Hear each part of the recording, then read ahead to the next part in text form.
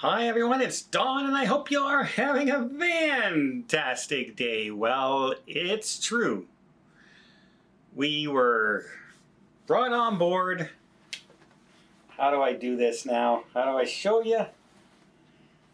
Yeah. This is my cruise now.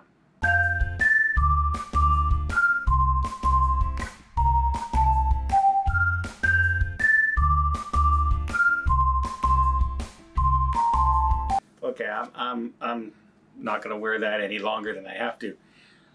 So apparently there was something on the previous cruise. Now, some people say there was some COVID on board, but the majority of people, including the people that were on this cruise before this, that I've been talking to, said it's norovirus that was on the cruise ship. Norovirus. That dreaded, nauseous feeling, seasickness feeling, vomiting feeling kind of sickness that can be on a cruise ship. And apparently they've sterilized this cruise ship pretty top to bottom. That's why we had to book and get on the ship later than we were expected to get on today. Embarkation went pretty smooth, to be honest. I met a very nice couple and at the hotel, and they were trying to get an Uber. And couldn't get one because everyone's looking for Ubers today to bring them to the cruise port all at the same time. And I went down, I was booking I had a car reserved to bring me. So when they were saying they were having a hard time, I walked over and I saw the front desk and I asked them if they could change my reservation to, a van for pickup. There'd be 3 of us now instead of just me and my one suitcase. 3 of us and their luggage and mine. And the hotel was wonderful. Again, Rotterdam Marriott. Could not say enough good things about the service I received there. It was a beautiful hotel. I loved my room.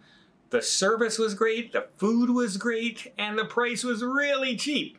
Really reasonable. Like $300 a night for a junior suite is what it would have cost.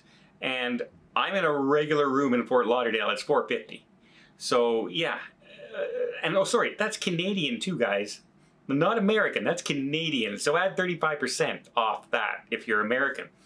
So yeah, Rotterdam Marriott, super nice hotel. I would stay there again in a second. Very convenient location.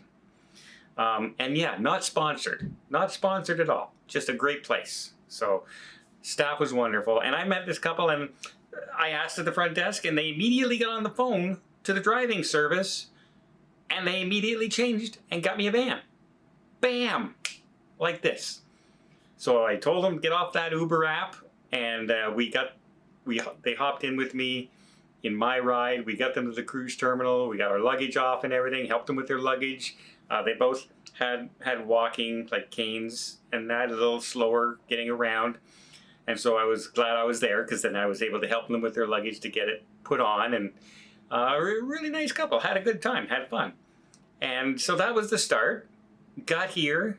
And yeah, they didn't make us wear a mask anywhere in the terminal. Anywhere in the terminal.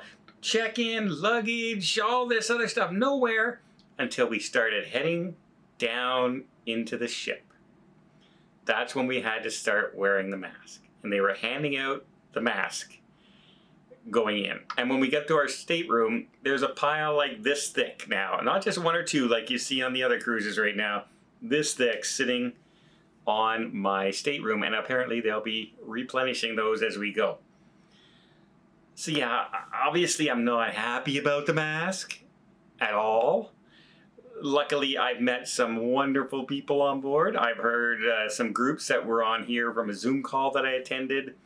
They asked me to join them a couple times. I was really only able to join them a couple times, even though they had one every week.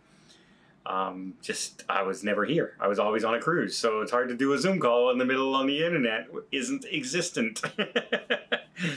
But yeah, I'm not happy about. I'm still kind of upset about the mask situation. Still kind of upset about that. I'll get over it. I'll enjoy my cruise. And we do have some possible good news. Now, the good news is that it might only be for 7 days of our 15 days. And if it's only for 7 days, that does to me feel like it's norovirus related. To make sure that they caught whatever was contaminating whatever was going around. Because if it was COVID, 7 days isn't long enough. If you know what I mean. They would do it for the whole cruise. But the funny thing is, to me also, norovirus is spread by touch. It's not spread through the air. So does wearing a mask really do anything in that case? So it must have been a combination of the two. But yeah, here we are, once again, having to wear masks on a cruise, and especially a long cruise like this. Not very good way to start. And I'm already seeing. I get on the ship at 3 o'clock. Did the sail away party at 5:30, and by 7:30, walking around, I already seen people standing by the elevators, walking down the hallways, and standing around, not wearing masks. So I don't know how long this is going to last. I really don't know how long this is going to last. And if you go to the Holland America website, even for this cruise, it still says masks are optional. Sorry, I just had a knock on the door there, and I had my stateroom attendant, Tony, dropping me off some stuff. I have the Holland America bag here in front, but I also have the welcoming transatlantic letter on board for here, and then some kind of a little treat here. I'm guessing that's gonna be what? A commemorative. Oh, that's pretty neat. Little commemorative 150th transatlantic voyage. It's a tile. All right. That's pretty neat. I like that. One of many keepsakes I imagine we'll be getting on this cruise. But okay. I've decided to not be in a bad mood. I can never stay in a bad mood long.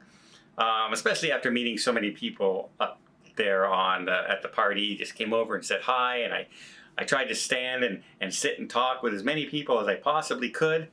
And these aren't all people who are in the group. I've only met a few people from the group. It's all people who just from the ship and said hi, which is really fun. There's a large contingent of Dutch people on board. I've had 3 or 4 of them come up and say hi. I've had a young lady from Sweden come up and say hi. I've had 2 people from Amsterdam come up and say hi. It's funny to realize. I didn't realize that people in Sweden and Holland and that would watch the YouTube channel, but apparently they do, and it's kind of flattering that that's a thing that goes on. But again, we may only have to wear a mask on this cruise for 7 days, but it's up to the captain. I wonder if I can make friends with the captain really quickly, and how influential I can be.